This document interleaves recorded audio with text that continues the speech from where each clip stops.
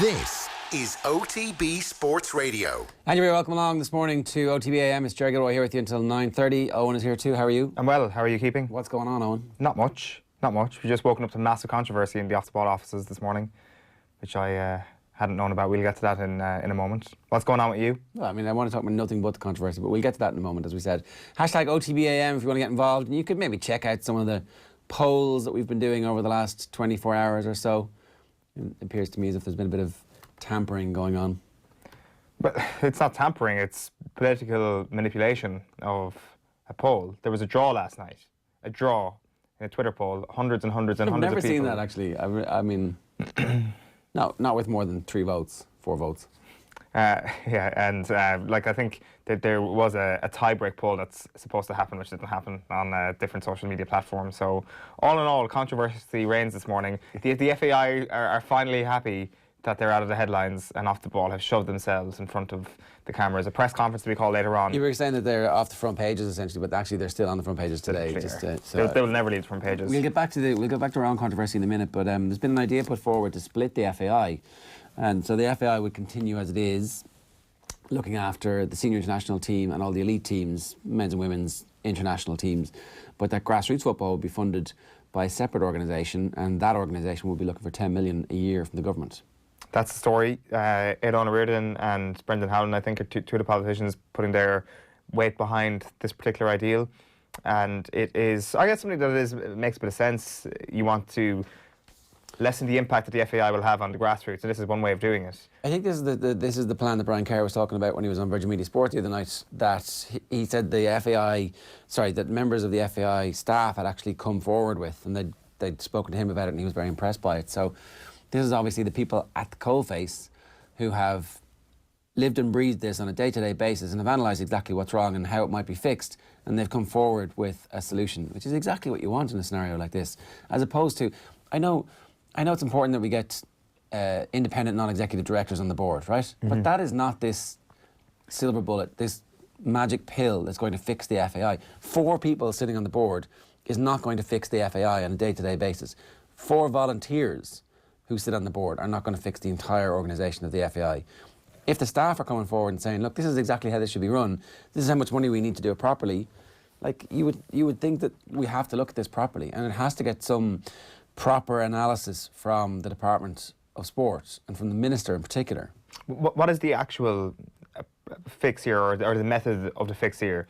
Is it a new kind of committee that is entirely focused on the FAI, independent of the FAI, to fix this, to produce a report, and that you've got all different stakeholders waiting in?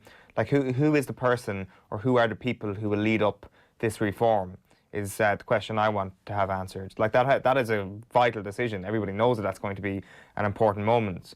And how many people you have involved in that decision is a crucial aspect as well, because quite often you could have like things being thrown out from all different directions. Some of them make great sense, some of them don't. You could have somebody who we've never heard of before come up with a fantastic suggestion. Yeah, but there was that stakeholders meeting in the Mansion House, was it in October, November? Yeah, you've had that. I think you've had that aspect of it. Now it's down to the executive of the FAI. Like, it is up to the people who are actually, it's up to the FAI board and the executive to set the policy. But if there's an alternative plan that's coming forward, then that needs to be looked at. Needs to be considered. Like, from that Mansion House meeting that day, like, what has actually come out of that? And that's not me saying that it was a failure or anything. I think it was a great idea, and I think bringing all the voices together in one room is a really important thing to do. Maybe there was a lot of things that came out of that, and maybe in a different time, if that sort of stakeholders meeting happens and the organisation they're discussing isn't in complete and utter turmoil, there would be more focus on that, or more focus on the implementation of certain things that came up in that meeting. Maybe that meeting just needs to happen again, or maybe there needs to be more implementation of what comes up at those meetings, or I don't know. It just a possibility that was just a talking shop and an opportunity for the minister to get some FaceTime and some publicity. There's a strong possibility. Sure. That's all that meeting was, right? And we've seen that happen. It's an old trope that politicians use again and again. So what we're actually saying is that this document, if there is a document or if there's a plan, needs to be properly put into the public sphere, and then needs to be examined and knocked about and costed up realistically. And if there is funding that's available to do that, And if some of that has to come from the FAI down the road in terms of like 25% of all income that the senior international side makes has to go directly to this organisation, which is a separate organisation which runs grassroots football in Ireland, then so be it. But you can set that relationship up, no problems. And again, it doesn't even interfere with the running of the Football Association, because the Football Association still exists, and you get over all that trouble that you might have with FIFA and UEFA. But this new rebrand looks after the development officers all around the country, looks after coaches for schools, all that kind of stuff. Just on the topic of rebrand, like it's something you mentioned last week. Shane Ross is probably not going to be Minister for Sport come whatever, March, April, whenever we have our own general election, whenever there's a cabinet reshuffle. Is there a question to be asked here about rebranding what the Minister for Sport is? Like distilling it down to perhaps a Minister for Sport? Because we are in a situation now where the FAI, not only at a crossroads, it's at the edge of a cliff. We've got a situation where the GAA is certainly at a crossroads. Multiple other sports where times are changing, where stronger governance is required at all levels of a number of our most important sports. But I wonder, is there a role for a specific Minister for Sport who isn't focused on transport, who's focused only on sport? Like, I don't know, I know the transport goes, the department goes back a long way, and they are also vital elements as well. But like, you talk about one person spearheading it up. Does it come from the sport spokesperson from the government who is only focused on sport? I don't know. I mean, the junior minister, obviously. There is, exactly, and there's loads of other very important things that are happening in the world. Like, and I get that. And the GA is fine. Any problems they have, they can sort out themselves. But maybe you just hand over all the responsibility to the junior minister, and like Shane Ross doesn't become, whoever the new Shane Ross is, doesn't become this all-seeing figure. That might be a way to do it, so that the junior minister's sole responsibility is for sport, and they have the ultimate responsibility for it too. I think that there might be something like that. But then you remove sport from the cabinet table, because the junior ministers don't sit at the cabinet table. Anyway, there's a way around that, but like, I'm not sure sport deserves a super junior minister. Anyway, back to the big controversy. What are we at? 7:37 this morning. Have your say as we crown Ireland's most memorable sporting moment of the 2010s. Most people have been engaging with this in the spirit in which it was intended. So here we go, the final round of 16 class. This was a very innocent tweet yesterday, obviously written by a 16-year-old with lots of exclamation marks. 2 droughts ended at opposite ends of the decade, but which was more memorable? Question mark. Cluxton's 2011 point versus Galway's All-Ireland. Cluxton 2011 50%, Galway's All-Ireland 50%. Why is Galway's All-Ireland blue? That means you voted for Tommy, does it? No. That means that's the winner. But at 720 votes, 50% of both of those, 360.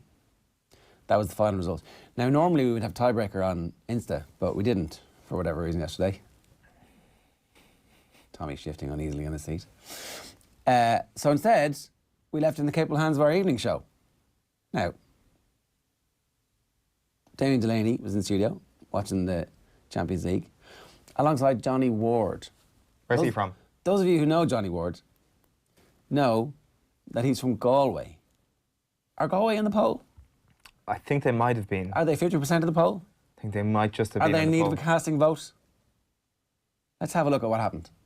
So today's round pitted Stephen Cluxton's clutch free versus Kerry in 2011 up against the Galway Hurlers All-Ireland triumph of 2017. We had deadlock, and we promised you if we had deadlock, the man with the key would be DD, Damien Delaney. Go on. What do we go for?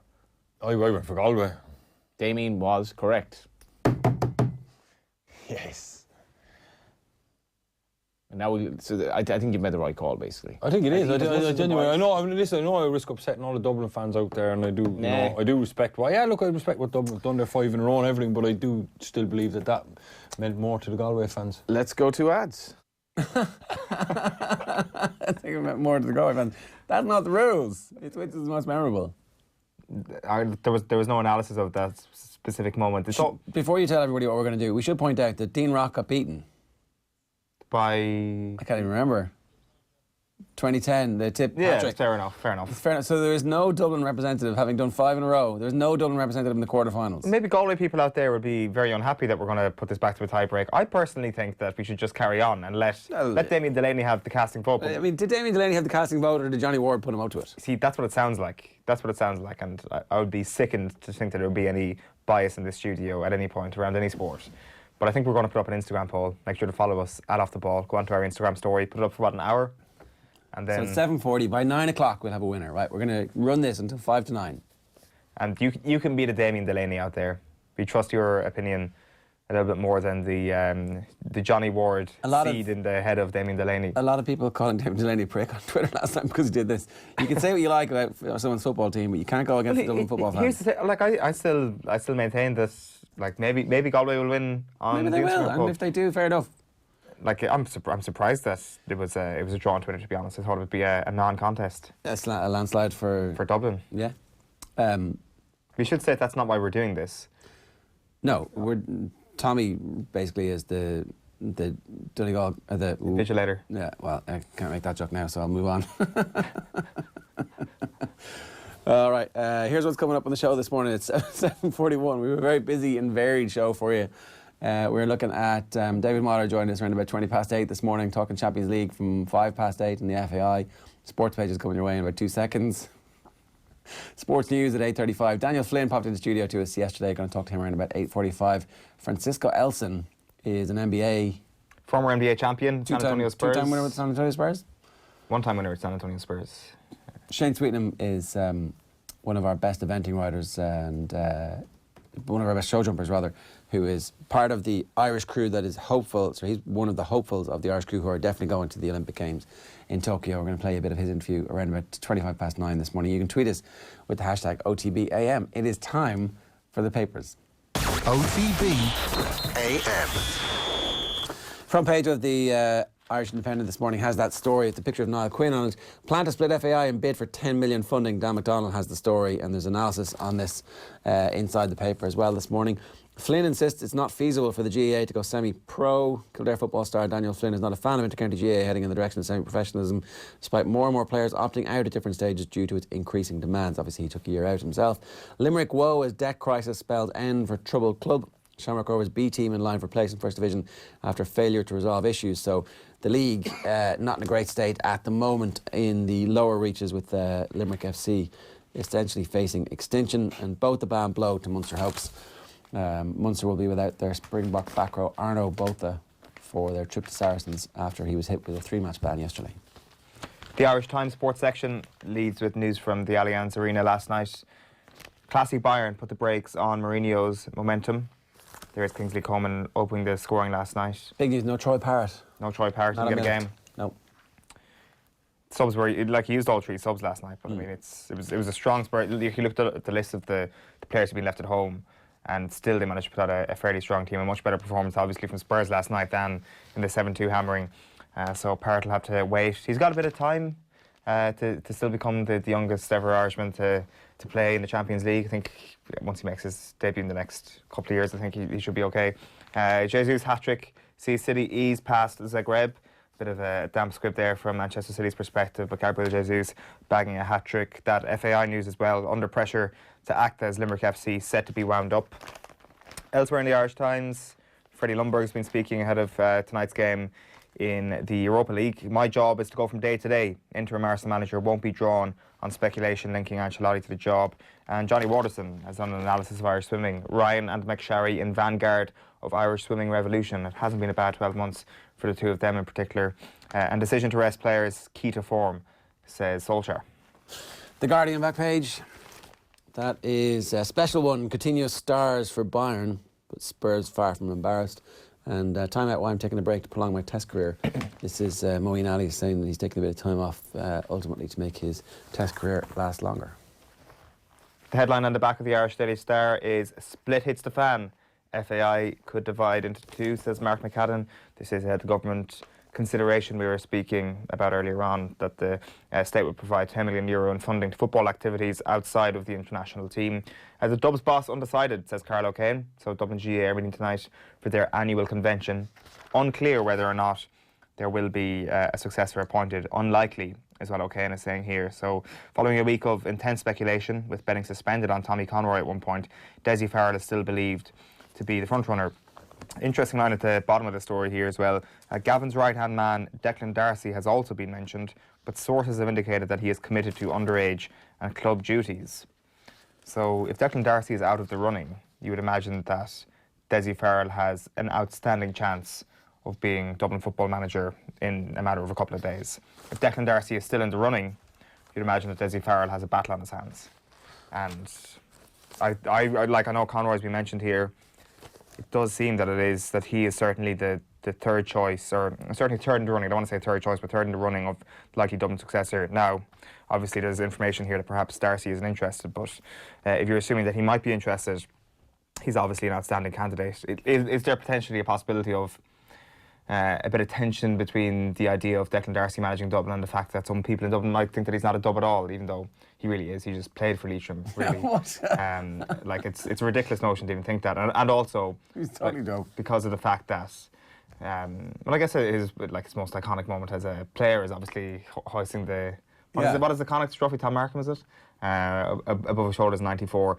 Like for me, it's like there's just a nature to Declan Darcy where you just don't know how vital hockey was for Jim Gavin. But because of the fact that you don't know, you can safely presume that he was absolutely imperative to what they did. And JJ and Esther, obviously. I apologise hugely for my lack of your GA provincial GA. Exploded there. No one's actually going to listen to anything you ever say about GA again since you got that wrong. Yeah, well, give it Darcy till the end of the season is what I'm saying. The Daily Mirror, the back page, is Jesus and the goalie trinity. Gabriel Hattrick helps Pep to the 500th goal of his Etihad reign, because that's Pep was just dying to find out when his 500th Etihad reign goal was going to come, but there you go. He came away from home in Zagreb. I want the Gunners a lottie, says Carlo Ancelotti, is the headline on John Cross's story. Carlo Ancelotti would be keen to return to English football with Arsenal, considering him for the Emirates job. So, apparently having a gaff in London is important. The Daily Telegraph leads with the simple headline, "So good." That is Pep Guardiola, obviously. He loves that phrase, doesn't he? So good. That's his so good. description of So good. Phil Foden last night. Is that not what he said about the referees as well? When he was being a complete asshole about them. I guess he has two ways of saying so good. One is the sarcastic way, one is the actual way he says it. But I think they actually sound exactly the same. Because we all know Pep Guardiola has just this cutting sense of humour. The gags man he's on in the dressing room, I'd imagine. US billionaire ready to increase Chelsea bid. So the LA Dodgers part owner, undeterred by Abramovich vow the club is not for sale. Sesame on Spurs tonic, Bayern victorious but teenager opens his goals account as well. That is the story from the Daily Telegraph.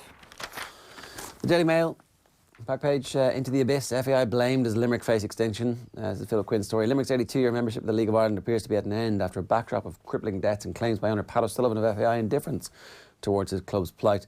It is scandalous the way the FAI has treated me, said O'Sullivan in Ennis Circuit Court yesterday, where it was revealed Limerick no longer has a reasonable prospect of survival. O'Sullivan, who's run the club for 10 years, during which time he spent $7 million of his own money, laid the blame for the current crisis at the FAI's door. The FAI have put every obstacle in the way of the club, and ultimately what will happen is that the club will have to just fold, and Pat O'Sullivan is out of sight and out of mind, he said, talking about himself in the third person. I reject any implication from revenue that we are playing games or doing things wrong. So, obviously he's in court against revenue. So, City ace Jesus hits 3, but Spurs suffer. And Spurs obviously beaten by Bayern last night. Scott's out to snatch Connacht star from Ireland. This is a great story. How do we all feel about this? Scotland are planning a potential swoop to take informed Connacht star Owen Masterson out from under the noses of Ireland. The Portlaoise back row has been a key figure for the province this season, making a strong left field claim for inclusion in Andy Farrell's first Ireland training squad later this month. However, Masterson, who has a Scottish father and has represented both Ireland and Scotland at under-20 level, is understood to be attracting interest from Murrayfield. Gregor Townsend's outfit have back row issues. John Barkley retired. Sam Skinner is recovering from a hamstring injury. Obviously, Ireland festooned with back rows. If you're a 20-year-old thinking about your international future, what are you doing? Masterson's a bit older than that as well, isn't he? He's a bit older. Sorry, you're right. I think he's like 26. Is he 26? I think he could be as. He's my bad. Sorry. He's been around a while, Masterson. So, is this a situation where you're like, they're really interested in this guy? Maybe we actually haven't properly appreciated what we've got going on here with. Do you just wish him all the best and say off you go? Possibly, because you mentioned exactly the 21-year-olds, 22-year-olds at the moment in the Leinster setup, not just the academy. You'd imagine that the way and the form that the Leinster academy's in at the moment, they're going to produce more back rows. It's just what we're doing at the moment. Well, we're the perfect size in Ireland to produce back rows. Not quite tall, not quite small. In-betweeners. Perfect back rowers and rowers. That's our thing. That's the name of your autobiography, the Back Rowers and Roars. Rowers and back A rowers. sporting life. And so it'll be interesting to see what happens here. Like it's I'm not sure, is it a very Irish thing that somebody else gets interested and we're like, we obviously must appreciate this Oh, of course a it little bit is. more, because we can only get a stamp of approval Well, of in somebody fairness, else's. the English soccer setup are like, oh, you've developed these youngsters in your underage setup. Yeah, of course we'll have them. They do a bit of that too, right? Well, that is true. Is this like revenge for James McCarthy on the football front, being claimed by Ireland? I don't know. You're right, he's 26. 26. From Portlaoise to the Leinster Sub Academy over to Connacht, and maybe now international for Scotland. How do you feel about this? Is this a national embarrassment that we're Yes. allowing this man? Oh, to of course sit through it is. Okay. Let's get out, get your protest pickets ready. Let's get out in the streets. Burning turf on a pitchfork. That's how you like it in Kerry, isn't it? We're marching on the Aviva. Don't you dare think of buying that other half of the Aviva Stadium unless you can sort this out, is what I would say to the RFU. Racing Post front page is played again, Sam. Riders on the storm well backed with Twinson Davies on the trail of third victory in Caviar Gold Cup. And then back page of the Racing Post is Men Against Boys. Rangers to secure Europa progress at expense of injury hit Swiss. It is Rangers against Young Boys tonight at 8 o'clock. Neil Francis' piece today in the Irish Independent. Ulster star Cooney is currently Ireland's best number 9. The question is whether he can get past Murray and into Farrell's plans. Cooney is currently Ireland's best number 9. Is it he's like the player we should pick? Or is he like just his form is better at the moment than Conor Murray's, and so therefore you should still pick him anyway? Is that how that goes? It seems to be the latter. Well, I really it'd be interesting to see what is the form Ireland's 15. Like he will be starting at scrum half for Ireland now if Andy Farrell was picking a team based on form. Now, Francis does mention that it's going to be Munster against Ulster at the end of this month, I think. So if there is a situation where there is not 2 full-strength teams, or at least 2 full-strength halfbacks going up against one another, he'll be very disappointed indeed. Yeah, is that not how it works now?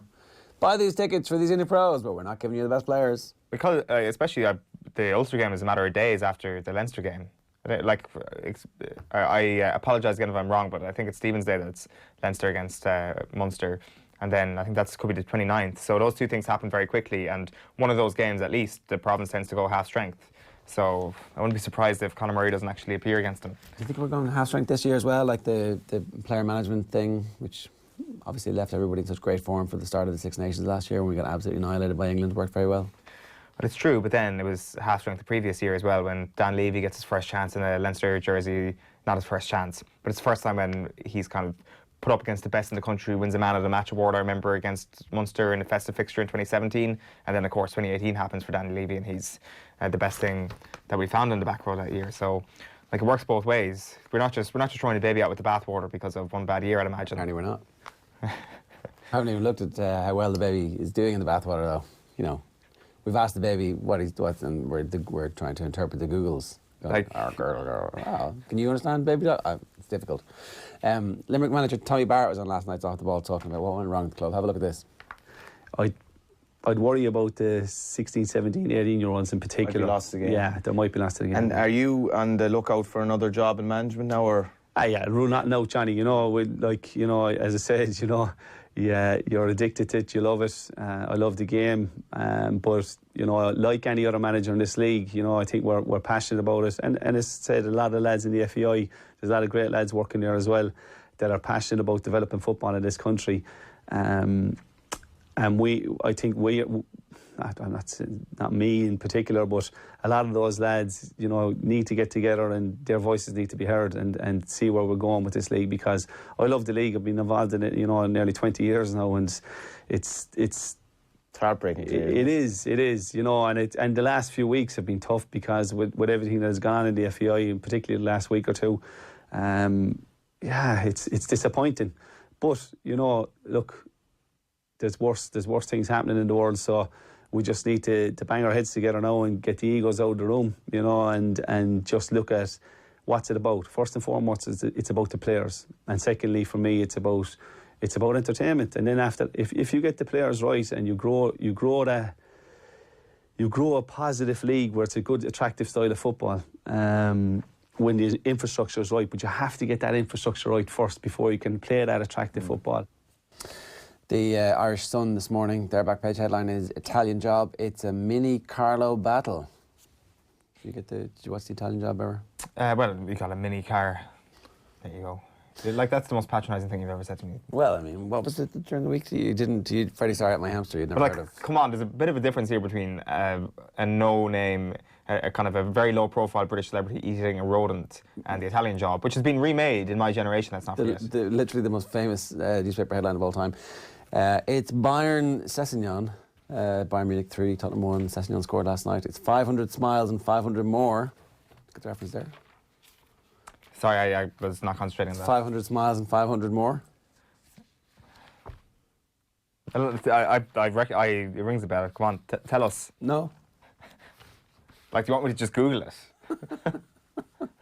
Plan to split FAI in two is the story that's on the back of that paper. What is the... I'll tell you. The Times this morning is FA to sort out VAR armpit. It sounds like a Vanessa Carlton song. Offside chaos. Go on, keep guessing. The FA and the other British football associations will spearhead a bid by UEFA to eradicate marginal VAR offside calls from next season. It can be revealed. I can't understand how you just don't look at how this is done all the rest of the world and then go, let's take a little bit of that and a little bit of that and a little bit of that and do the best thing, as opposed to let's completely try and reinvent the wheel. Let's have these weird lines that don't actually show anything to everybody, not have any audio in the stadium so no one knows what's happening, and then draw random conclusions based on nothing. Like, even if they had the science tells us that this guy was offside, but it's not. Yeah, it's weird. But like they were saying there that the offside line is being hand drawn and stuff like that, which is Squiggle. it's a bit ridiculous. That's what he says. There's some suggestions of that happening. I'd like to see if that's actually the case, because if that's actually the case, and you're like picking out Firmino's armpit and then drawing as straight line as possible, then that is clearly just the wrong thing to do, and it is not worth the correct decision, because it is not the correct decision. No. So, Unless there's a clear and incontrovertible evidence that something bad has happened on the pitch, the ruling on the field stands. So just make rulings on the field and let the goal stand in most cases on the field, and then if there's a clear offside, it's clear. If there's not clear offside, off you go. I do think that VAR has not completely killed football celebrations. It's just changed the way football is celebrated now. Like, what was it, what game was it a couple of weeks ago where there was a very, very late VAR call, and it was the winning of the game, the Leicester City game, last Sunday week, wasn't it? Oh, yeah. And but that was kind of like an NFL. I've just got a tweet in saying the Proclaimers, Vanessa Carlton, I'm dead. Of course it was the Proclaimers. That's my bad. I do get that reference. Sorry. Anyway, the Leicester City game, the last Sunday week, it was like an NFL celebration, when it's like everybody's kind of waiting for the call from New York or whatever it is, and they're patiently waiting. And then it was kind of like a walk-off win. It was like huge celebrations on the touchline. Everybody's going crazy, and it's like I haven't really seen this too much in soccer before. So I think it's just changed the way things are done. Back page on the Herald is everyone fears Poole. Robertson believes that no team will want to face them in Europe, and no joy for Troy as Spurs lose. And Dub chairman's numbers game. Critics wide of the mark over Sky Blue success. So that's the Herald. That's me done. The Examiner, their front page, is a picture of Carl Barrett lifting weights. Heavy burden, tipstar Barrett. My mother doesn't need to see my name in a headline. This is an unusual, like talking about the Maz and the impact of your name and headlines on families. Like, there's a bit of wanting your cake and having it and eating it too, isn't there? Like, so you're at a press launch making money off the back of the fact that you're a GA player, but you don't really want to be involved when something happens that would result in you being in the headlines. There's just a little bit of that, isn't there? Yeah, it's a small bit that you are making a transaction based on the premise that you will be in the public eye for a while, and that can come with its own pitfalls, but a lot of things in life come with positives and negatives, and hopefully the positives kind of outweigh the negatives on that front for those people who are involved. Maybe in Tipperary it's different because they are so frequently talked about in rumours, and that's what he's talking about here is the rumours. He's saying 90% of what's said about me would be inaccurate, and I guess that is a slightly different scenario, but at the same time, like, the swings and roundabouts of being in the public eye, the best part is that you're getting paid to give your opinion. the worst part is people are going to say stuff about you. The other good parts are that you get to play at a very high level. And the legacy that comes from that as well. Like, it's those companies that have ambassadors representing them, they're going out and actually choosing you, and by the fact that they go out and pick you and have you involved in their campaign, you get a higher profile, and the legacy of that is other things after your career. There are plenty of companies who people face in their company who are actually ex-players or ex-managers, and then there is like punditry and all those things that come with it. So the game that you play to increase your profile in the GAA leads to some lucrative returns. The back page of the Examiner this morning is Tommy Martin's column, and it's dousing the flames of an administrative inferno. Picture of Donald Conway and Paul Cook having a conversation yesterday. So there's actually some great lines in this. The kind of tongue-in-cheek, obviously, feeling a little bit sorry for Donald Conway, because the position of president of any organisation, of course, is not so that you're actually there when the shit hits the fan. It's like he says, so no wonder Donald Conway looks like a man who has won a game of pass the parcel only to find the parcel contains a giant shit sandwich. Instead of enjoying Irish sport's cushiest number, plum seats in international matches, VIP travel to major tournaments and dinner, Conway has been thrust into the limelight as the most unconvincing frontman since Queen toured with that guy from American Idol in the Freddie Mercury role. There's some great lines in it. Like, it's true as well that the situation regarding the FAI is now in the hands of people who have come from the Schoolboy Football Association of Ireland, the FAIS, and then the SFAI as well, and these people who just aren't competent enough to run what is now a huge financial basket case. And that is one of the issues that is now faced. It's not obviously the biggest issue, but the personnel that are being brought in to run these organisations are just out of their depth. They're people who would have thrived in the old FAI perhaps in the 80s and 90s, before that as well. But the reality of the situation is that a fairly archaic organisation has thrust itself into what is now the 2020s, when this sort of stuff won't wash. All of the organisations are archaic. The way the IRFU is set up, the way the GAA are set up, they were all set up like 100 years ago for what life was like at that stage. Things have changed rapidly, and the organisational framework has not caught up with them. Here's the Irish News for you this morning. Nikitin, I will leave Conlon's plans in tatters. So it's not going to be revenge. It's not going to be third time's a charm for Michael Conlon. It's going to be 3 and out. This is the end of Michael Conlon, says his rival Valerie Nikitin, who is going to fight him in Madison Square Garden. And Spurs Muller, Muller still banging in the goals. Neeson, Jerry had the world at his feet. Yeah, the Vladimir Nikitin comeback fight for Conlon this weekend is going to be interesting. Is that still alive in our moments of the decade? Conlon giving out, it is. I'm hearing information that somebody maybe, if he's still alive in our poll, somebody who we thought was dead but is now back alive is actually back dead again. We will have information on our poll very shortly. There is news coming. Shambles. It's not a shambles whatsoever. It's an omni-shambles. It is for the greater good. It is seeing things through till its end point, and we will momentarily have news on that. So the controversy, if you're just joining us, is that there was a 50-50 split. Could we not just, if Stephen's just joined us, we don't need to remind them of the screw-up that's happened. I mean, it's not how politics works, Owen. Well, I'm better than a politician. Politics. I'm a transparent man, and basically there's been a 50-50 split in our last round of 16 game between Galway and Dublin. The decision was controversially awarded to Galway last night by Damien Delaney and Johnny Ward. Two coaches basically coming together to rip away from Dublin and Stephen Cluxton in 2011 a place in the quarter-finals. Which would leave us with no Dublin representative. They're known for being Here we go. There'll always be teeth. Amateur boxing stinks from the core right there at the top. We have been given official correspondence from outside of what the decision has been. It's a red card for you, Owen. Giant red card. Okay, a lot of controversy this morning, but there's been a new ruling from the OTB Voting Competition Resolution Committee, the VCRC. And it turns out Galway are actually through. So our attempts to overturn last night's result has in fact been overturned by a very specific piece of legislation. Rule 9A of Twitter polls reads that when a Twitter poll is completely deadlocked at 50-50, both results will be in blue. However, if there is a marginal difference in the vote, the winner will be presented in blue, which in our case is Galway. It's all Ger's fault anyway, because he forced Galway through to the initial debate. So congratulations to Galway. It's all my fault because I'm the one who spotted that it was in blue this morning. I went, oh, Tommy, does that mean you voted for it? And Tommy's like, oh, I didn't even notice one was in blue. What does that mean? It means that Galway are through. Galway, by the width of a post, have knocked Stephen Cluxton and his kick against Kerry in 2011 out of Ireland's most memorable sporting moment of the decade. So people around the country just won't get behind these Dublin motions in this tournament, it seems. It went to Hawkeye, Tommy says. It certainly did. Wrong at Ireland final, but still, kudos for the reference. We're going to take a quick break. We're back talking football with David Myler.